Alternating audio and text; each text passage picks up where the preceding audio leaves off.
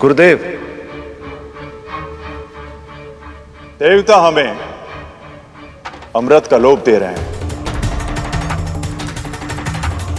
महाराज बलि, इनके लोभ के जाल में मत फंसिए। ये देवता हमारे पास इसलिए आए हैं क्योंकि इन्हें समुद्र मंथन के लिए असुरों की अपार शक्ति की आवश्यकता है। किंतु जब समय आएगा तो अमृत की एक बूंद भी असुरों को नहीं मिलेगी। ऐसा नहीं होगा महर्षि। समुद्र मंथन के शुभ कार्य में जो भी प्रजातियां भाग लेंगी, उन सबके बीच में समुद्र के गर्भ में जो चीज भी प्रकट होगी, वो सब बराबर मात्रा में बांटी जाएगी।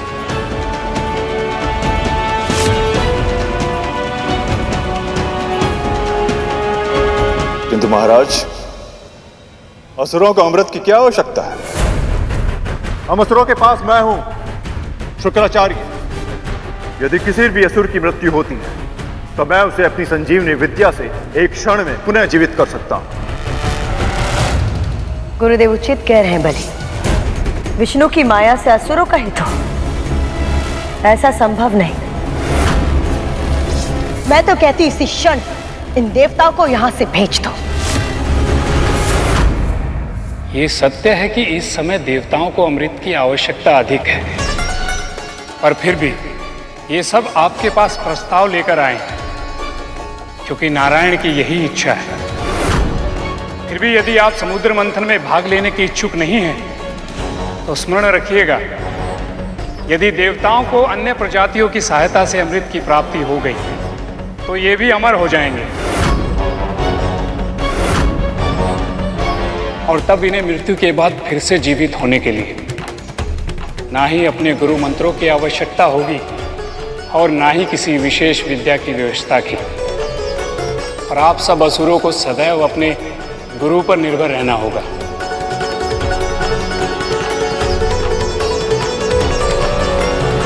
विचार कीजिए असुरराज, तब क्या होगा जब गुरु शुक्राचार्य आपके निकट नहीं होंगे, जब ये कहीं तपस्या के लिए दूर निकल जाएं और कोई पक्षी गजासुर और सिंह मुखम जैसे विकट असुरों को जीवित ही निकल जाए।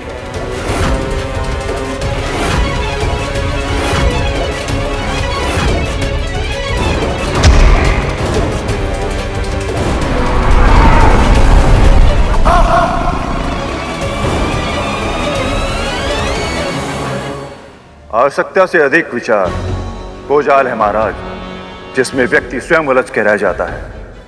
ये षड्यंत्र है, पहचानिए इसे। नारद मुनि संसार के सर्वश्रेष्ठ वक्ताओं में से एक हैं।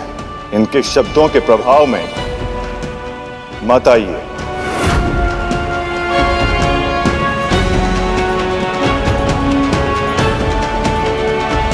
क्षमा कीजिए गुरुदेव,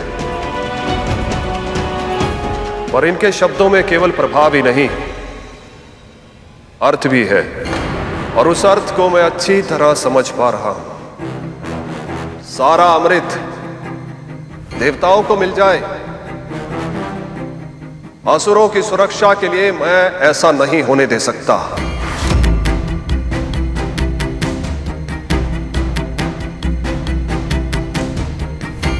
यदि समुद्र मंथन ही एकमात्र उपाय है जिसके माध्यम से असुरों को अमृत का अंश मिल सकता है, तो यही सही है।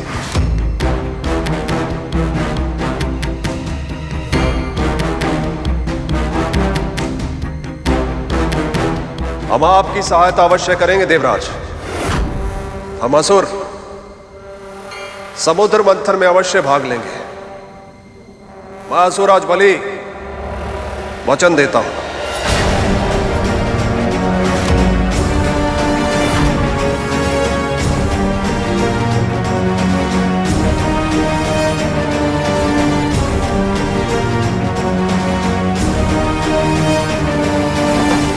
तो मैं देवराज इंद्र भी आपको वचन देता हूं असुरराज, कि जब तक ये शुभ कार्य संपन्न नहीं हो जाता, तब तक हम सारे देव अपने मन में असुरों के लिए कोई भी द्वेष नहीं रखेंगे और आप सबको पूर्ण सहयोग भी प्रदान करेंगे।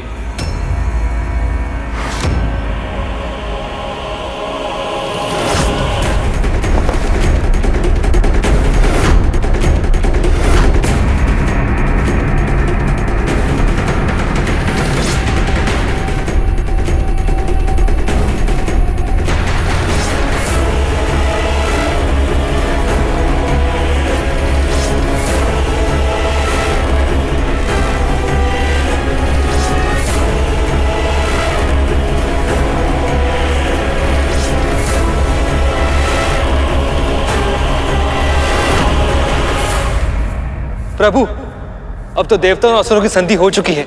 अब समुद्र मंथन प्रारंभ हो सकता है। असुर सम्राट बलि ने शुक्राचार्य का सुझाव ना मानकर बहुत बड़ी भूल की है शेष। कैसी भूल प्रभु? यदि गुरु का अनादर करके कोई भी कार्य किया जाए तो सफलता नहीं मिलती, केवल पतन होता। अब तो बस एक ही आशा है, इससे पहले कि बहुत देर हो बलि को अपनी भूल का आभास हो जाए और वो उसे सुधार ले, अन्यथा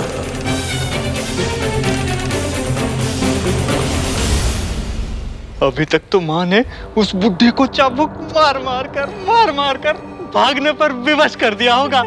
बुढ़ा तो इतना दुर्बल है कि चाबुक देखते ही भयभीत हो गया होगा। दंड तो विमाता विंता को मिल रहा होगा। चाबुक की मार की कल्पना कर तक तू सट सट सट।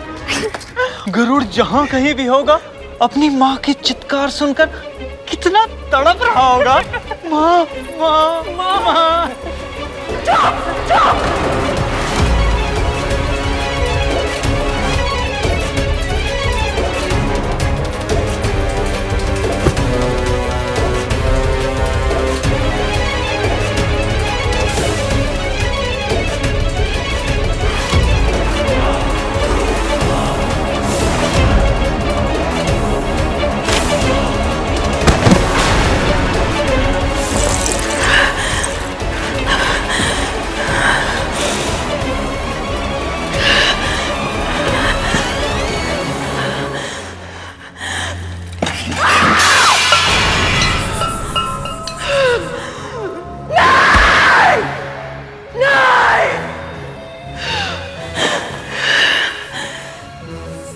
इतिहास को दोहराने नहीं दूंगी मैं। चिंता फिर से मुझे मूर्ख बना दे और मैं देखती रह जाऊं। नहीं, अब ऐसा नहीं होगा, बिल्कुल भी नहीं। भले ही तुमने मुझसे छुपाया है कि वो बूढ़ा कौन है, मैं जान कर रहूंगी क्या कर रहा है। प्रभु, अब जब संधि हो गई है तो आपकी योजना का अगला पड़ाव क्या होगा? गरुड़? गरुड़ कहाँ है? जी प्रभु, वो क्या छुपा रहे हो तुम शेष? क्षमा कीजिए प्रभु, मैंने उसे मना भी किया था, परंतु वो ठान चुका था। क्या करने से मना किया था शेष? और गरुड़ कहाँ है?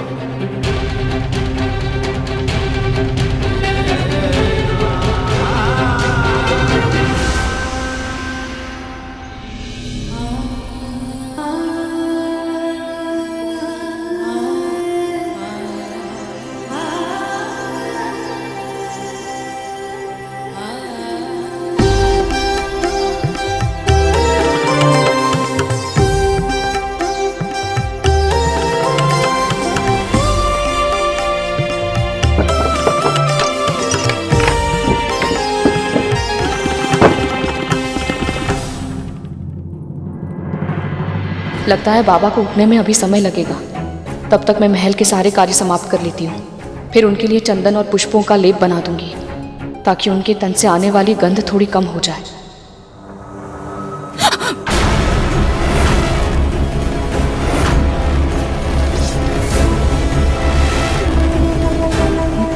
महारानी, आप इतनी शीघ्र उठ गई?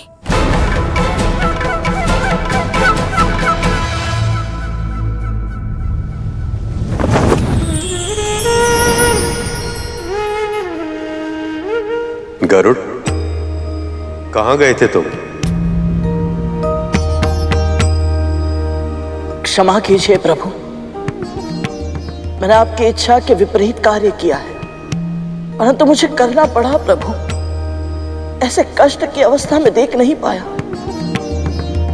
और मैंने क्या किया है तुमने गरुड़?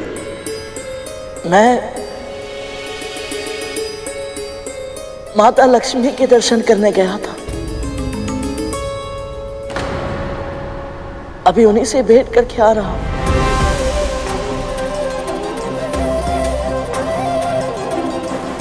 ये तुमने क्या किया गरुड़? क्यों तोड़े तुमने मेरे बनाए हुए नियम? क्यों गए तुम देवी लक्ष्मी से भेंट कर? क्या सोचा था तुमने कि ये सब सुनकर मुझे प्रसन्नता होगी? तुम्हें पता है कि विरह की सबसे अधिक पीड़ा कब होती?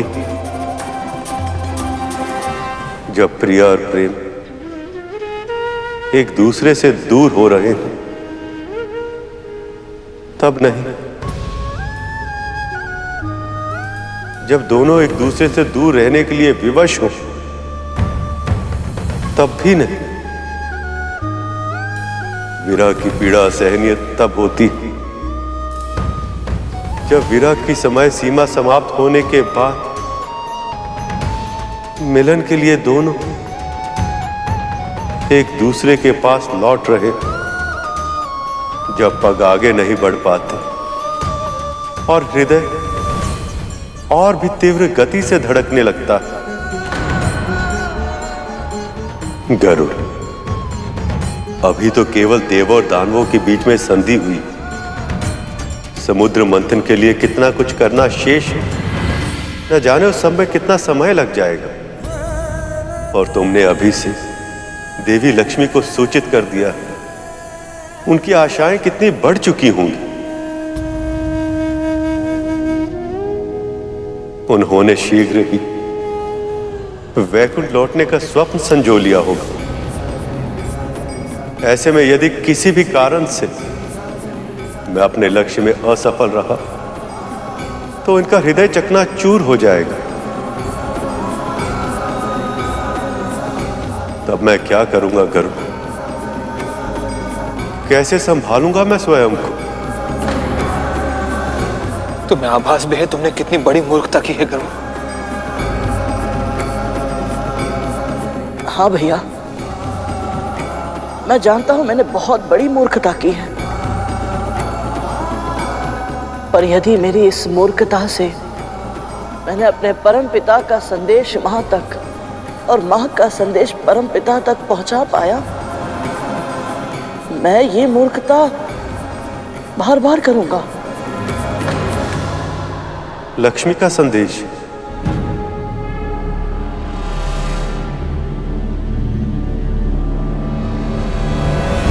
बहुत चिंता हो रही है मेरी। अधिक स्वांग करने की आवश्यकता नहीं है तुझे, सब जानती हूं मैं।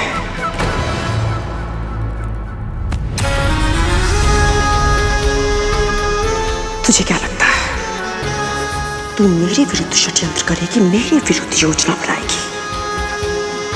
योजना? षड्यंत्र? ये आप क्या कह रही हैं महाराज? कौन है वो? कौन है वो मायावी जिसे तूने अपनी कुटिया के अंदर छुपा के रखा है?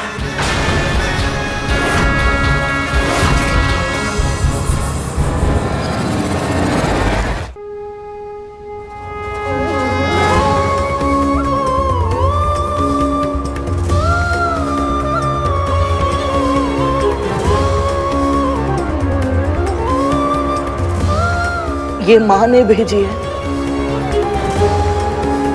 आपके लिए।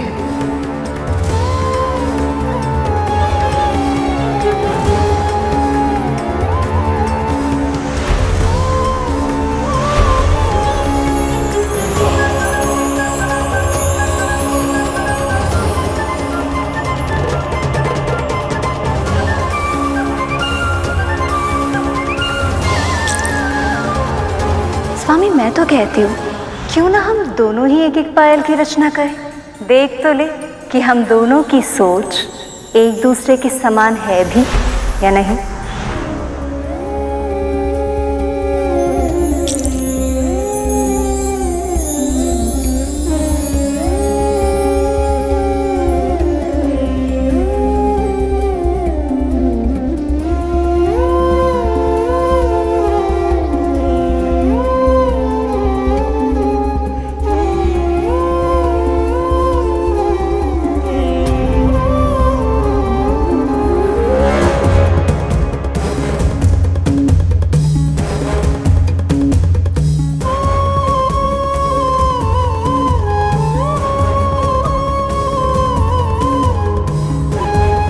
इस पायल को हृदय से लगाकर लग रहा है जैसे हमारे प्राण लौट आए हैं, स्वयं देवी लक्ष्मी लौट आई हैं।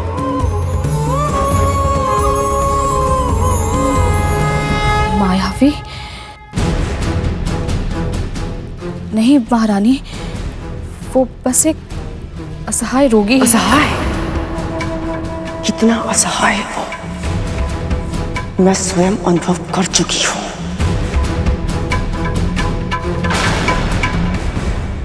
तूने साहस भी कैसे किया? मेरी बिना आज्ञा के तू एक मार्ग के भिक्षुक को मेरे महल के अंदर लाके बिठा देगी? इसीलिए उस दिन तू मुझे कथा सुना रही थी ना, क्योंकि तुझे झूठ बोलने क्या क्या मिल जाए। मुझे क्षमा कर दीजिए। तेरे दंड का निर्णय मैं बाद में लूंगी। इसी क्षण जा और उसे मेरे महल की परिधि से कम एक कोस दूर बाहर फेंक करो। मैं बाबा को लौट जाने के लिए कैसे कहूँ? कहाँ जाएंगे वो? अपना ध्यान कैसे रखेंगे? मैं ऐसा नहीं कर सकती महारानी।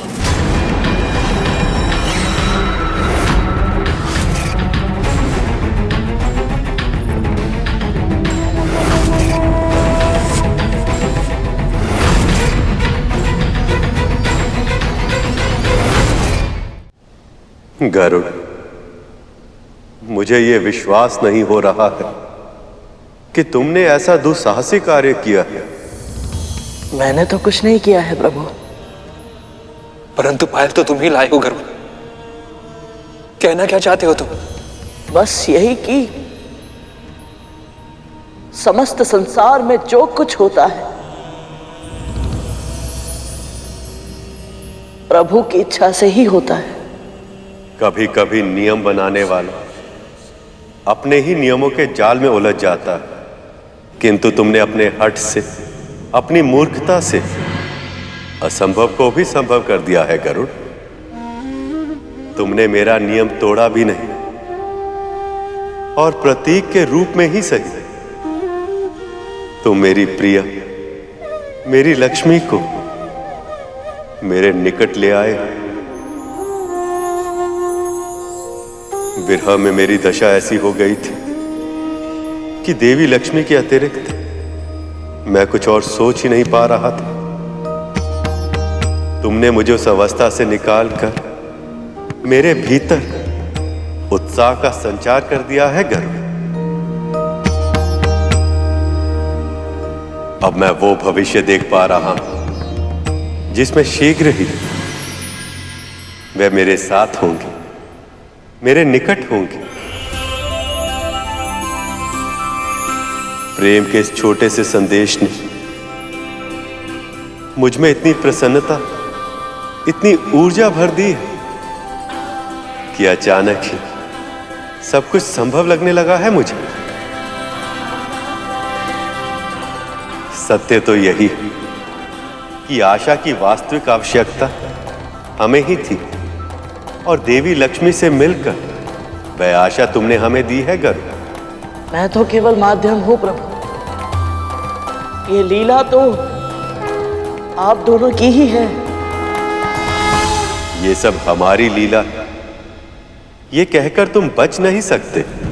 सत्य तो यही कि तुमने हमारी इच्छा के विरुद्ध कार्य किया, और इसका दंड अब तुम्हें भोगना ही होगा।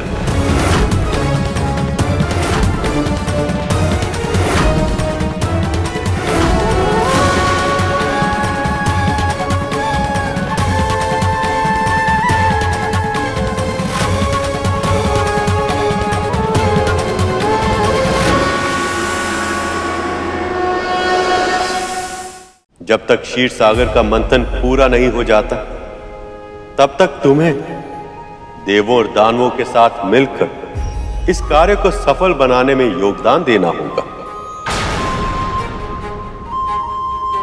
प्रभु, ये तो मेरे लिए सौभाग्य की बात होगी। नारायण नारायण। प्रभु, आपके मुख पर ये हर्ष की छाया देखकर मुझे बहुत प्रसन्नता हो रही है। पर ये केवल देवताओं और दानवों के संधि के कारण ही नहीं है, अवश्य ही इसके पीछे कुछ और भी कारण है। नारायण नारायण। आपने सत्य कहा देव ऋषि। मेरे हर्ष का मेरे मुख पर छाई हुई इस मुस्कुराहट का कारण है देवी लक्ष्मी द्वारा दिया गया यह स्मरण चिन्ह।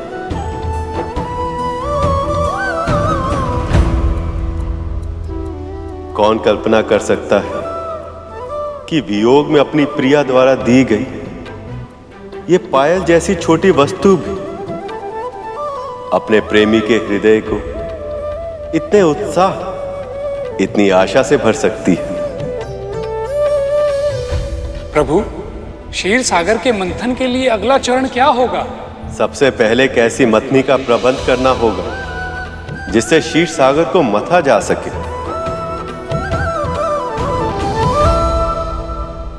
पर प्रभु, इस कार्य के लिए तो बहुत ही विशाल और शक्तिशाली मथनी की आवश्यकता होगी, परंतु ऐसी मथनी मिलेगी कहां?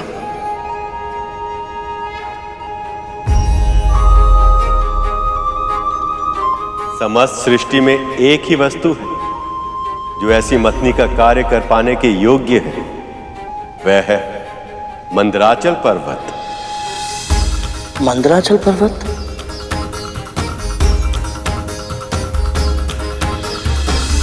मंदराचल पर्वत बहुत ही विशाल है, साथ ही साथ सीधा, मोटा, गोलाकार और बहुत तेजवान भी है। क्षीर सागर को मथने के लिए इससे अच्छी मथनी मिलना असंभव है। तब तो हमें इसी क्षण उन्हें यहाँ ले आना चाहिए मुनिवर। जितनी शीघ्र मथनी का प्रबंध होगा उतनी ही शीघ्र मंथन प्रारंभ होगा। देव ऋषि, समुद्र मंथन के लिए देवों और दानवों दोनों को एक पूरा का पूरा पर्वत उठाना पड़ेगा, पर यह कार्य इतना आसान नहीं। इसलिए आप पूरे समय उनके साथ रहिएगा ताकि दोनों ही पक्षों में कोई भी संधि के नियमों का उल्लंघन ना कर पाए।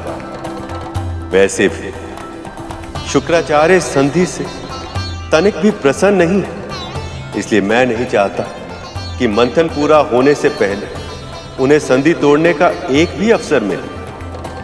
जो आज्ञा प्रभु। एक बात और नारद, आप गरुड़ को भी अपने साथ ले जाइए।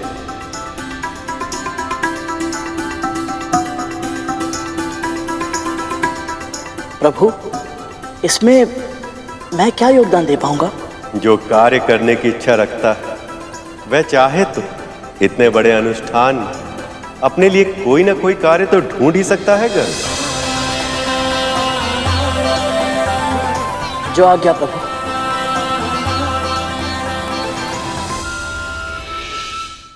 क्या कहा तूने? अतिथि देवो भवः, ये तो आप भी जानती हैं ना। वो बाबा चाहे जो भी हो, जैसे भी हो, केवल मेरे ही नहीं आपके भी अतिथि हैं, और उनका अनादर करना उचित नहीं है। क्या उचित है और क्या अनुचित, ये तू बताएगी मुझे। तू जो षड्यंत्र कर रही है ना, तो सब जानती हूं मैं विद्या। मुझसे ही झूठ बोलकर इतनी चालाकी से उसे मेरे महल के प्रांगण में तूने आमंत्रित कर लिया, और अब मुझे क्या आना? मैंने आपसे असत्य कहा, उसके लिए मुझे क्षमा कर दीजिए। आपको जो दंड देना है मुझे दे दीजिए, पर बाबा को मेरी कुटिया से मत निकालिए। कौन है वो? तेरा संबंध ही क्या है उनके साथ? केवल मानवता का संबंध है। वो कौन है, कहां से आए हैं, मैं नहीं जानती। बस उन्हें इस हाल में देखकर मुझे उन पर दया आ गई, और जो दूसरों की दया पर जीवित रहते हैं ना, उन्हें किसी और पर दया करने का अधिकार नहीं होता है।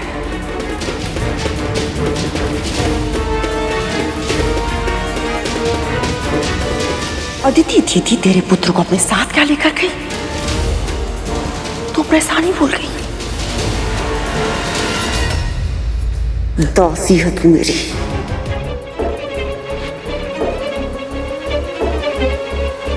दासी।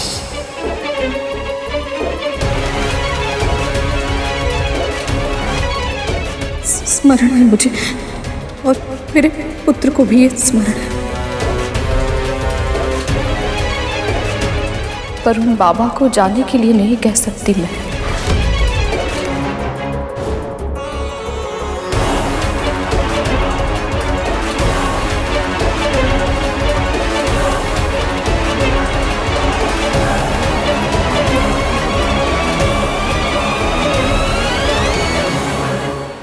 आप सही कह रही थी मां, अवश्य उस बूढ़े की शक्ति का प्रताप है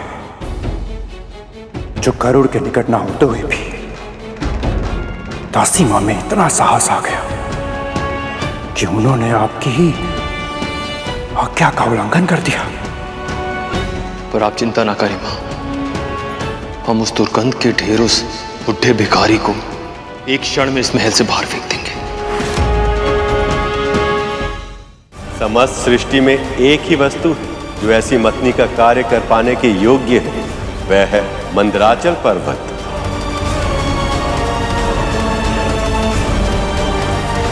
ये दास यहाँ पे क्या कर रहा है?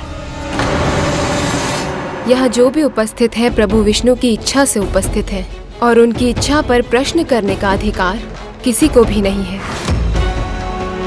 नारायण नारायण, लक्ष्य विराट और कठिन भी है, इसलिए हम सबको अपना ध्यान मंदराचल पर्वत पर केंद्रित करना चाहिए। मंदराचल, मैं असुरराज स्वर्गाधिपति बलि तेरा आवाहन करता हूं। प्रकट हो, प्रकट हो, प्रकट हो, प्रकट हो।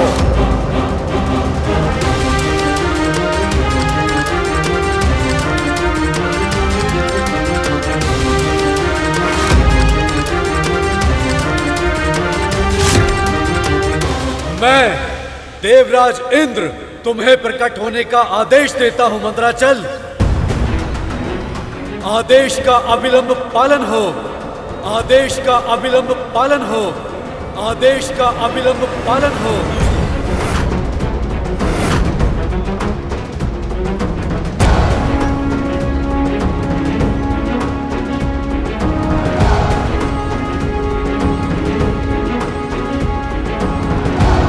मंदराचल पर्वत,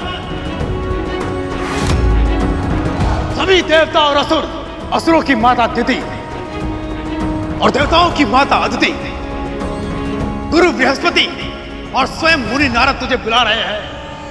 प्रकट हो, प्रकट हो, प्रकट हो।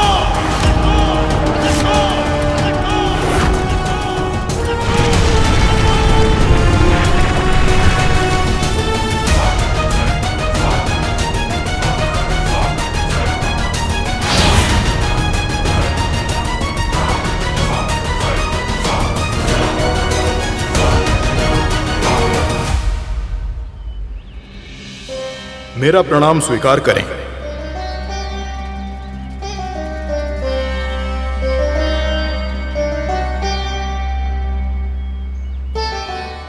आप सब यहां एक साथ, पर इस कृपा का कारण जानने के लिए मैं उत्सुक हूं। संसार में श्री को वापस लाने के लिए प्रभु विष्णु ने क्षीर सागर के मंथन का विचार किया है, और इससे देवों और दानवों साथ ही अन्य प्राणियों का भी कल्याण होगा। इस कार्य में हमें आपके सहयोग की आवश्यकता है मंदराचल। हम चाहते हैं कि आप वो मथनी बने जिसकी सहायता से इस विशाल सागर को मथा जा सके।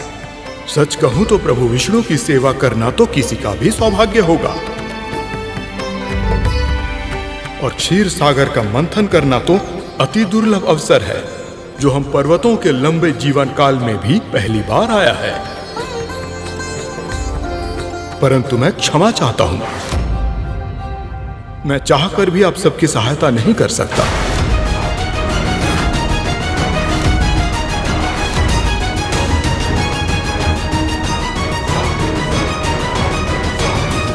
क्या मैं जान सकता हूं आप इस महत्वपूर्ण घटना में अपना योगदान क्यों नहीं देना चाहते? मैं अपना योगदान देना चाहता हूं, परंतु चाहकर भी ऐसा नहीं कर सकता, क्योंकि अब पहले की तरह मेरे पंख नहीं हैं और बिना पंखों के मैं अचल हो गया हूं, कहीं आने जाने में असमर्थ हूं। और एक ही स्थान पर रहने के लिए विवश हूं। तो क्या पर्वतों के भी पंख हुआ करते थे? हाँ गरुड़, ये बहुत समय पहले की बात है। केवल मंदराचल पर्वत ही नहीं, सभी पर्वतों के पंख हुआ करते थे और जहां उनका मन चाहता वो वहां उड़ जाते थे। वो कहीं भी आने जाने के लिए स्वतंत्र थे। पर इतने भारी भरकम पर्वतों के अचानक उड़ान भरने से न केवल उन पर उगे हुए वृक्ष और भारी भारी शिलाएं टूटकर नीचे गिर जाती थी, अपितु उन पर्वतों की कंदराओं में रहने वाले साधु संतों की तपस्याएं भी भंग हो जाती थी। इतना ही नहीं, वो फिर से भूमि पर जब लौटते तो भयानक विनाश जन्म लेता और उनके नीचे हर सजीव और निर्जीव वस्तु दबकर पूरी तरह नष्ट हो जाती थी। प्राणियों का बिना भय के जी पाना असंभव हो गया था। पृथ्वीवासियों का एक कष्ट देखकर स्वर्गाधिपति इंद्र से रहा नहीं गया और उन्होंने सभी पर्वतों के पंख काट दिए। तब जो जहां गिरा सदैव के लिए वहीं स्थापित हो गया। इंद्र के उस असावधानी पूर्वक लिए गए निर्णय के कारण अब मथनी का प्रबंध नहीं हो पाएगा।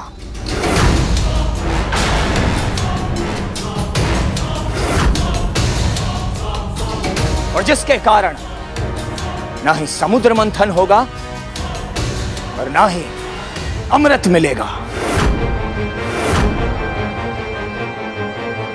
देवराज ने वही किया जो उस समय उचित था। ना तो इसकी कल्पना की थी, ना ही भविष्यवाणी कि ऐसा समय भी आएगा जब इन्हें मथनी के रूप में किसी पर्वत की आवश्यकता पड़ेगी।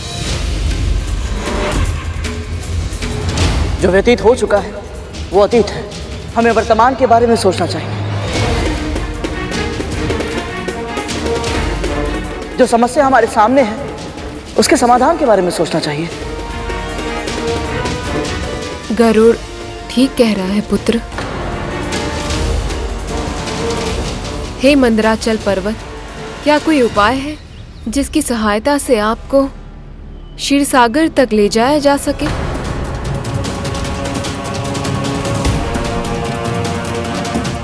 एक उपाय है देवमाता।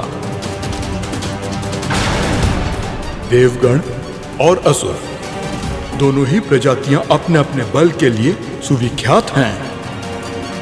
यदि यहां पर उपस्थित कोई भी बलशाली मुझे उठा सके तो वो मुझे क्षीर सागर तक पहुंचा सकता है।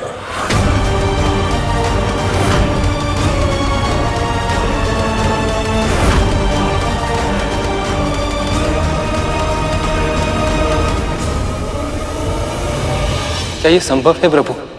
चाहे वो कोई भी प्राणी हो, मानव, दानव या देवता ही क्यों ना हो, पूरा का पूरा पर्वत वो कैसे उठा सकता है? मंदराचल को उठाना तो केवल एक प्रतीक है शेष।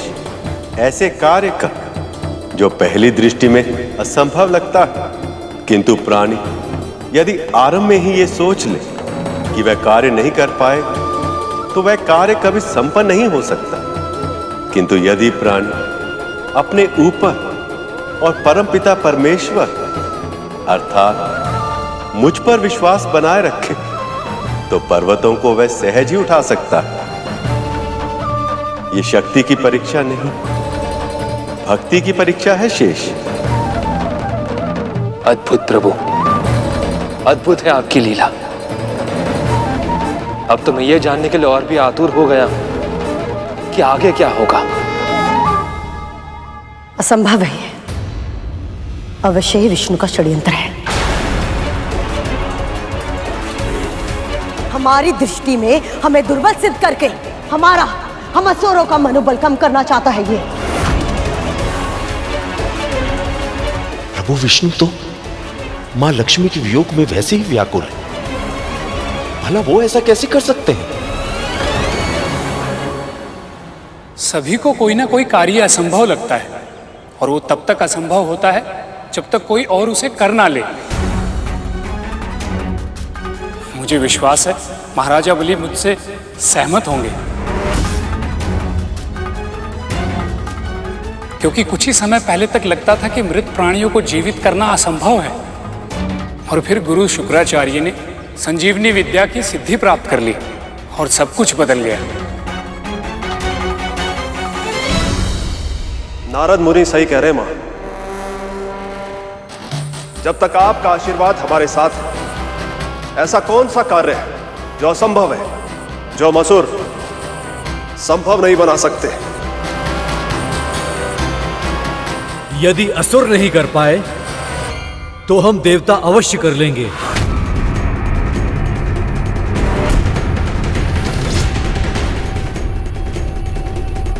हम युद्ध में अवश्य हारे थे, पर केवल इसलिए क्योंकि हमारे विरोधियों ने अनैतिक सिद्धि का प्रयोग किया था।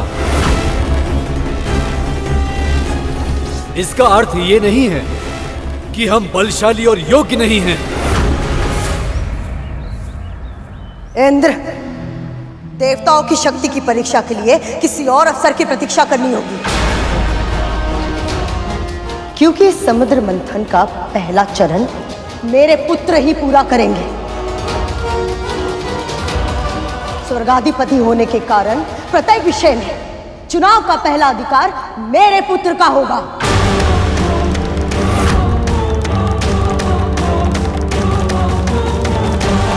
इतना बड़ा लक्ष्य सामने है, पर उस पर ध्यान केंद्रित करने के स्थान पर ये सब आपस में झगड़ा क्यों कर रहे हैं? अवश्य।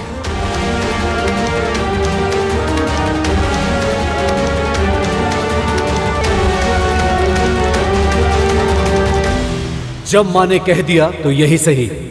असुर जाएं और हो सके तो इस पर्वत को अवश्य उठा लें।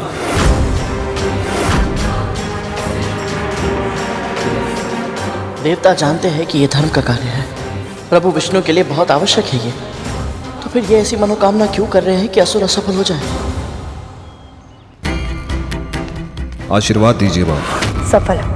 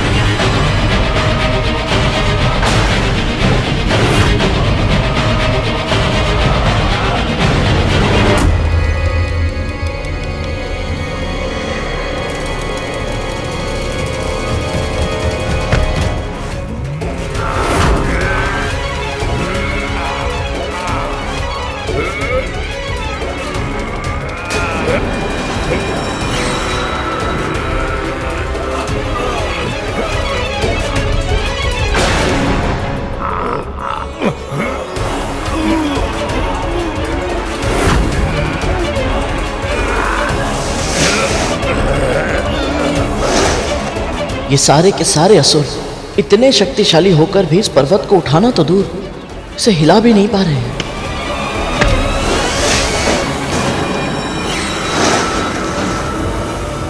जब थक जाएं तो बता दीजिएगा असुरराज, हम स्वयं उठा लेंगे इस पर्वत को।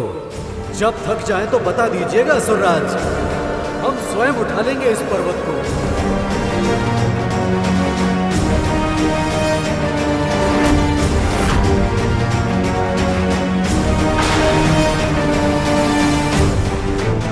ये इंद्रदेव क्या कर रहे हैं? कटु वचन कहकर असुरों को क्रोधित कर रहे हैं। प्रभु ने इन्हें साथ मिलकर कार्य करने के लिए कहा, पर यदि इनके अहंकार के कारण इनकी संधि टूट गई तो समुद्र मंथन कैसे पूर्ण हो पाएगा?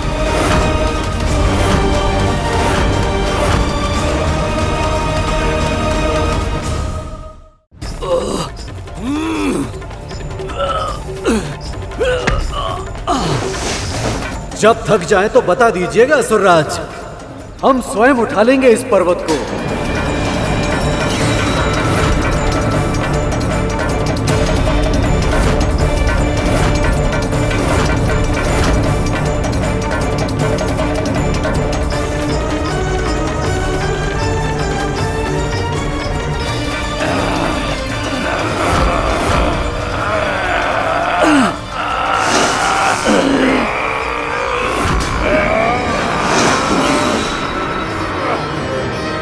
महाराजा बलि, अब देवताओं को प्रयास करने दीजिए।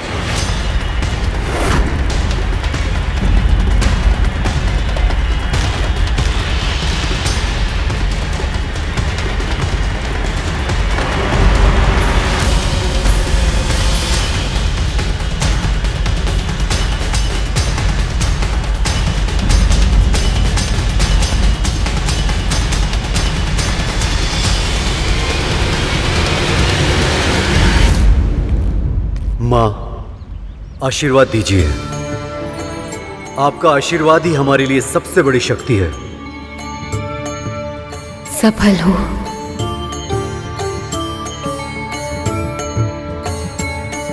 आशीर्वाद दीजिए गुरुदेव।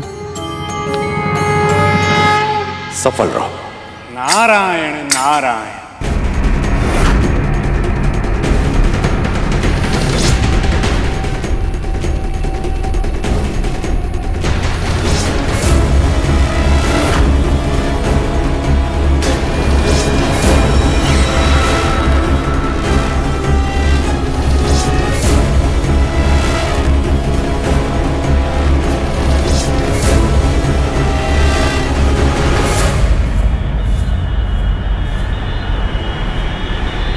पुत्र,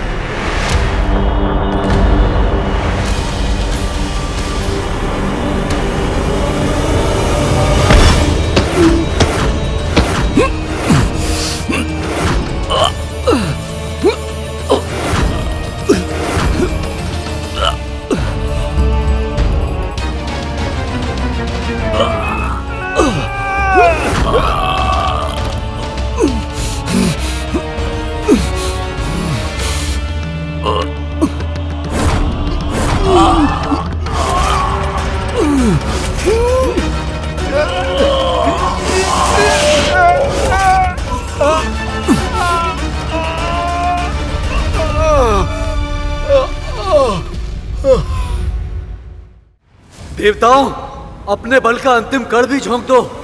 चलो।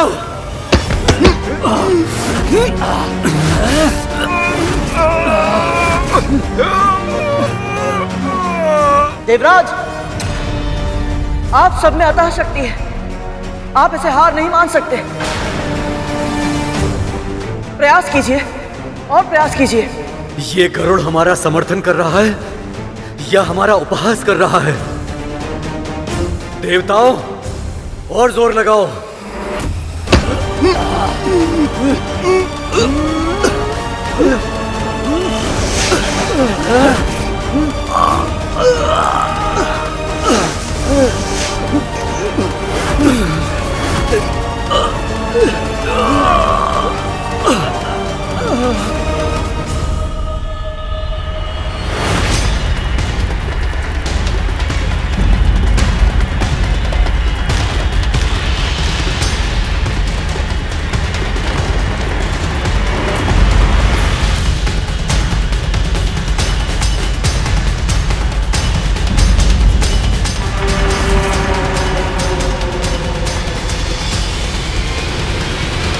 क्या हुआ देवराज इंद्र? डींगे मारना बहुत सरल है इंद्र, परंतु अपने लक्ष्य को प्राप्त करना बहुत कठिन है।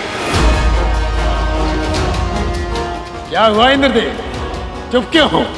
जीभ काट बन गई। बजरंग, अपनी जीवा। नारायण नारायण, ये समय युद्ध करने का नहीं है। देवराज, असुरराज, आप दोनों को आभास भी है, ना तो आपको अमृत मिलेगा और ना ही माँ लक्ष्मी इस संसार में वापस लौट कर आ पाएंगे।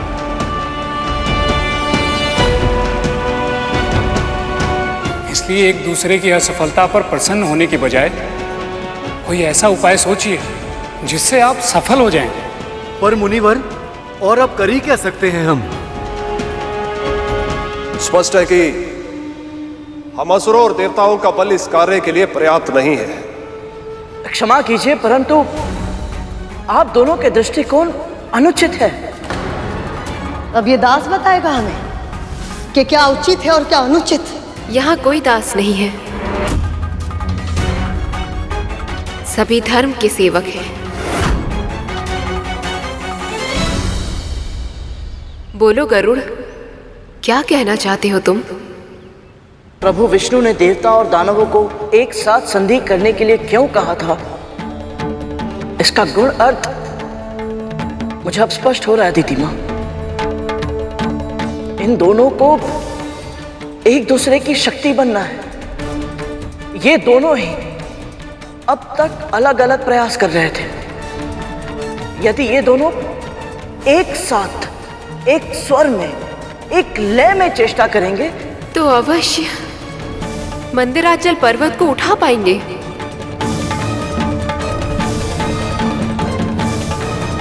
पुत्र, तुम्हारा सुझाव बहुत ही उत्तम है। अद्भुत गरुड़, अद्भुत। नारायण नारायण। भले, ये गरुड़ सही कह रहा है। ये सुझाव ही वो उपाय है जो इस कार्य को सिद्ध कर सकता है।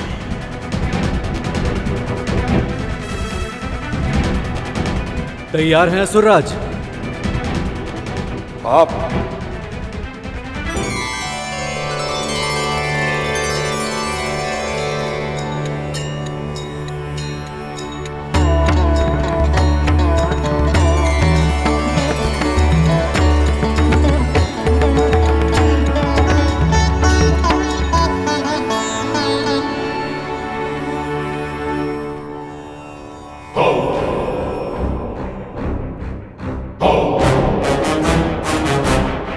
देख रहे हो भैया, सूरज उगे 1 पहर हो गया, ये बुढ़ा अभी तक सो रहा है।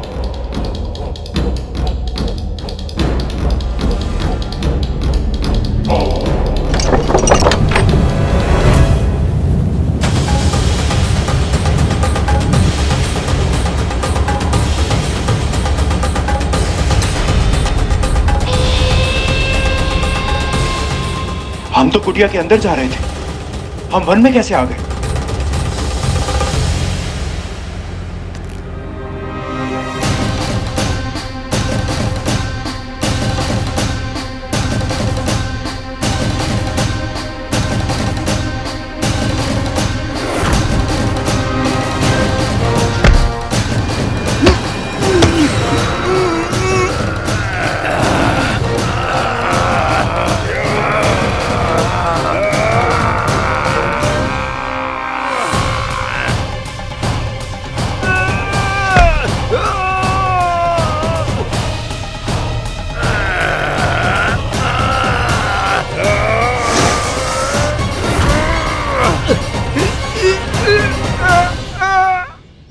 ये कैसे संभव है? हम यहाँ कैसे पहुंच गए? भैया, ये अवश्य उस बुढ़े की माया है। माया हो या दृष्टि भ्रम, चाहे कुछ भी हो, मैं उसे इस महल से बाहर निकाल के रहूंगा।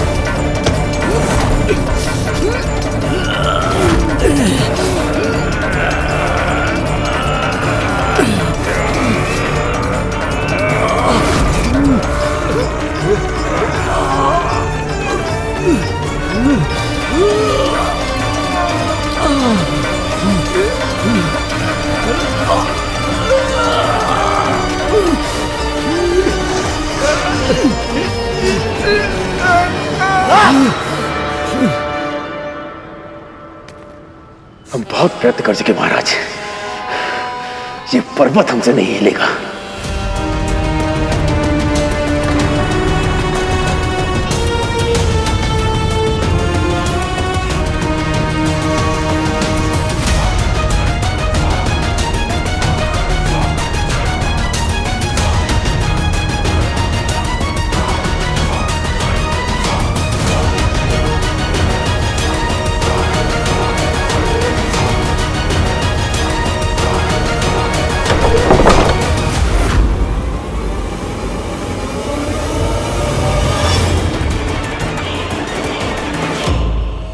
क्या हुआ? फेंक दिया उस बूढ़े को बाहर? उसे महल से बाहर फेंकना तो दूर की बात है माँ, हम दोनों उस मायावी के आसपास भी नहीं पहुंच पा रहे माँ।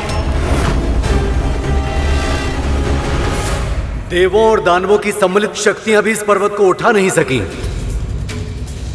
इतना अभिमान, इतनी स्वच्छंदता, जो समुद्र मंथन जैसे शुभ कार्य में सहयोग ना दे, उसका अस्तित्व होने का लाभ ही क्या है?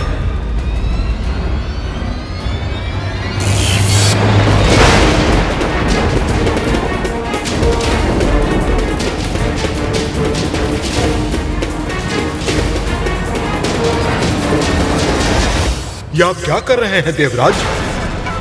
पहले तो आपने मेरे पंख काट दिए थे और अब आप मेरा अस्तित्व ही मिटा देंगे। हाँ, बिल्कुल ऐसा ही करेंगे यदि तू हमारे साथ नहीं चला तो। मैं आपके साथ चलना चाहता हूँ, इस शुभ कार्य में आपको सहयोग देना चाहता हूँ, परंतु मेरे पंख ना होने के कारण मैं अचल हो गया हूँ।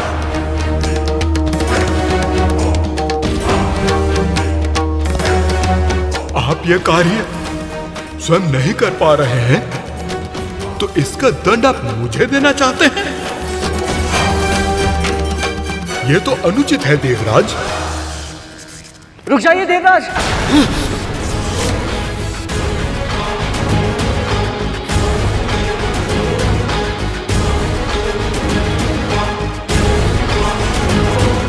यदि आप क्रोध में आकर पर्वत को ही काट देंगे तो हमें मथनी कहां से मिलेगी?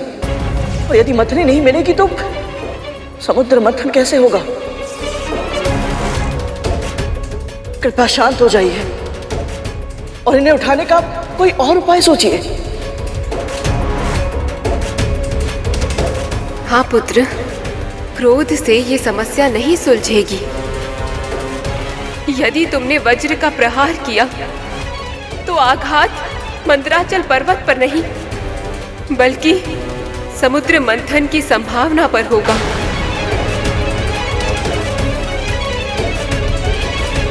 इसीलिए धैर्य का परिचय दो पुत्र।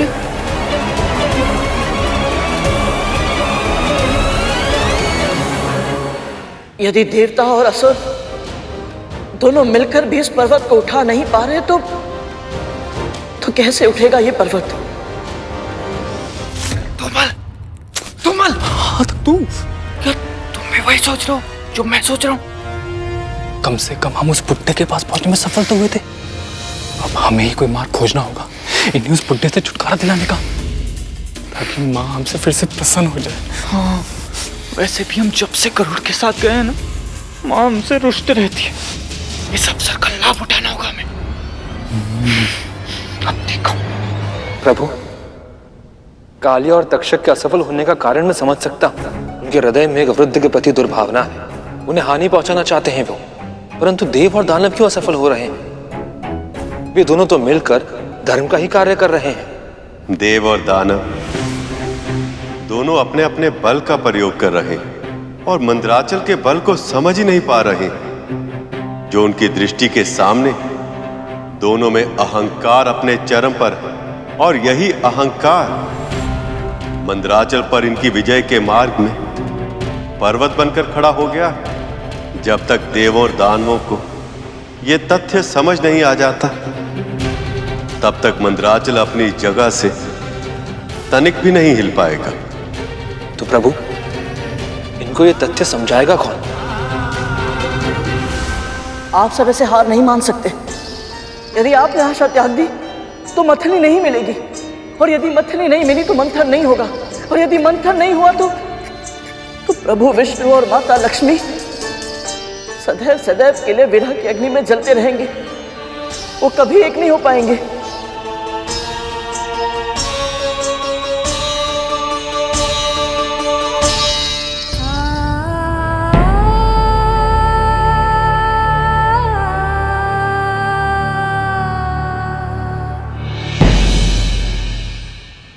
देवराज, मैं आपसे विनती करता हूं, कोई ना कोई उपाय निकालिए जिससे कार्य संभव हो पाए।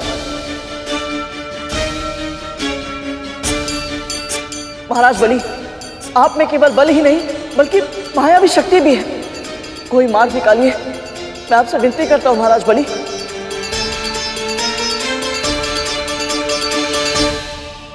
महर्षि आप तो गुरु हैं। यदि आप मार्गदर्शन करेंगे तो इस समस्या का समाधान अवश्य निकलेगा। पुत्र,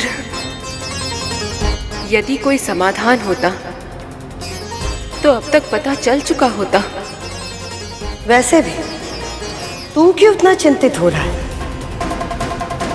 मथनी लाने का दायित्व तुझे नहीं मिला है, हम असुरों को और देवता को सौंपा गया है विष्णु द्वारा।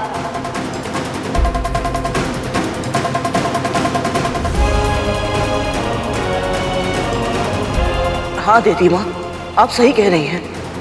यह दायित्व तो मेरे बड़े भाइयों को सौंपा गया था, परंतु इस पूरी प्रक्रिया की एक छोटी सी कड़ी मैं भी तो हूँ। हो सकता है मेरा दायित्व यही है कि मैं अपने बड़े भाइयों को प्रेरणा दूं। मुझसे प्रेरणा देना सरल है पक्षी, स्वयं चेष्टा करके देखोगे तो पता चलेगा। इस पर्वत को हिलाना संभव है या नहीं।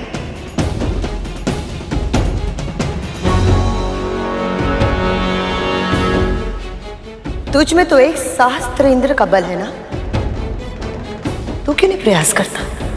जा प्रयास कर। ये आप कैसी बात कर रही हैं विमाता दीदी? जो कार्य हम सब मिलकर नहीं कर पाए वो उसे अकेला कैसे कर पाएगा?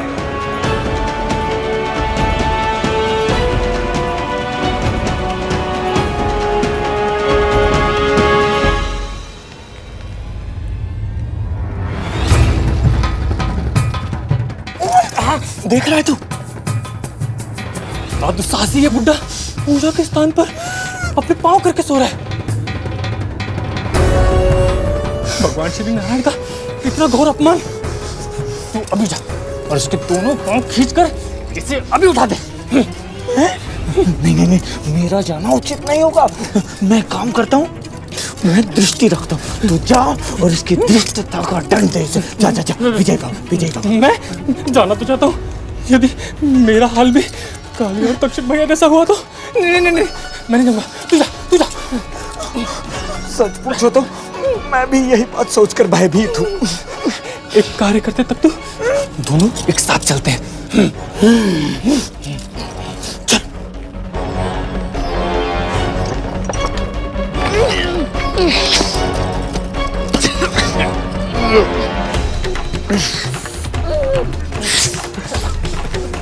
बुढ़े, नारायण का अपमान करते तनिक भी संकोच नहीं होता? उनकी दिशा से पांव उठाओ अपने अभी।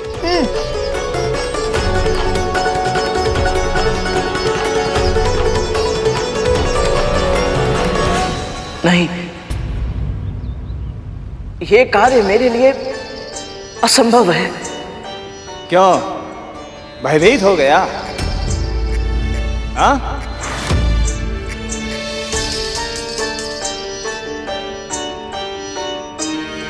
बात भय की नहीं है, परंतु सत्य से मुंह भी तो नहीं मोड़ा जा सकता। मेरी समस्त शक्ति मिलकर भी इस विशाल पर्वत के एक कण को हिला नहीं सकती।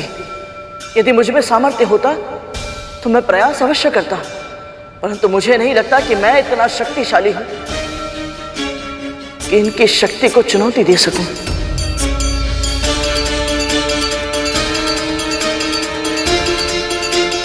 फिर भी यदि सब कह रहे हैं तो एक बार प्रयास तो करो। क्या पता प्रभु ने तुम्हें इसलिए भेजा हो।